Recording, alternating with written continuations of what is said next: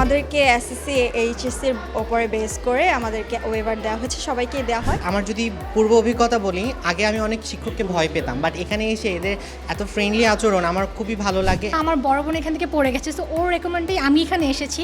তো অবশ্যই আমি আরেকজনকে হচ্ছে রেকমেন্ড করব। আমাদের এখানে দেখা গেছে যে শিক্ষিত বেকারের সংখ্যা অনেক বেশি। আমরা মনে করেছি যে এই হাতে কলমের শিক্ষার যদি সুযোগ বাংলাদেশের ছেলেমেয়েরা পায়, তারা দেখা যাবে যে এই বিষয়ে কাজ করে তারা নিজেরা উপার্জন করতে পারবে। আমরা অবশ্যই চাই চতুর্থ বিপ্লবের কনসেপ্টের সাথে, মিশন অ্যান্ড ভিশনের সাথে আমরা এগিয়ে যাব, এবং সে লক্ষ্যেই কিন্তু আমরা আমাদের ছেলে মেয়েদের তৈরি করছি।